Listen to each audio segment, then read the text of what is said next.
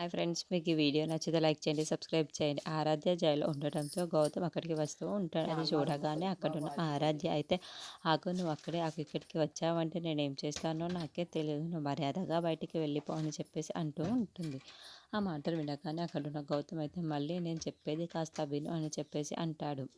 ఇంతలో అది వినగానే అక్కడున్న ఆరాధ్య అయితే, నా పేరు మళ్ళీ కాదు అని ఎన్నిసార్లు చెప్పాలి, నా పేరు కట్టమలేని ఆరాధ్య మాత్రమే, నేను మళ్ళీ నీ భార్యని కూడా కాదు, నన్ను అలా పిలవద్దు అని చెప్పేసి చాలా కోపంగా మాట్లాడుతూ ఉంటుంది. ఆ మాటలు వినగానే అక్కడున్న గౌతమ్ చాలా బాధపడుతాడు. ఇంతలో పోలీస్ ఆఫీసర్ అక్కడికి వచ్చి, మరి నీ పేరు మళ్ళీ కాకపోతే ఆ తాళి మెడలో ఎందుకు ఉంది, ఆ తాళిని నువ్వు తీసేయాలి కదా అని చెప్పేసి అడుగుతూ ఉంటుంది.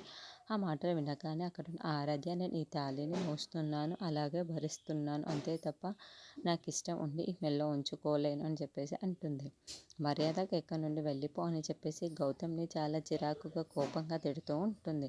ఆ మాటలు వినగానే అక్కడున్న గౌతమ్ చాలా బాధపడుతూ అక్కడి నుండి వెళ్ళిపోతూ ఉంటాడు. ఇంతలో అక్కడున్న పోలీస్ ఆఫీసర్ అయితే, మీరు వెళ్ళండి సార్ అని చెప్పేసి అంటూ ఉంటుంది. ఆ మాటలు వినగానే అక్కడున్న గౌతమ్ అయితే వెళ్ళిపోతూ ఉంటాడు. అక్కడున్న ఆరాధ్య మాత్రం, నా ఇంట్లో ఉన్న వాళ్ళందరూ నన్ను ఎందుకు ఇలా అపార్థం చేసుకున్నారో నాకు అర్థం కావటం లేదు, నేనే ఆరాధ్య అంటే ఎవ్వరు నమ్మటం లేదు ఏంటి, ఆ మళ్ళీ ఎవరో కూడా నాకు తెలియదు అని చెప్పేసి జైల్లో కూర్చొని చాలా బాధపడుతూ ఉంటుంది. అంటూ అంతలో గౌతమ్ వచ్చి చూస్తూ ఉండిపోతూ ఉంటాడు.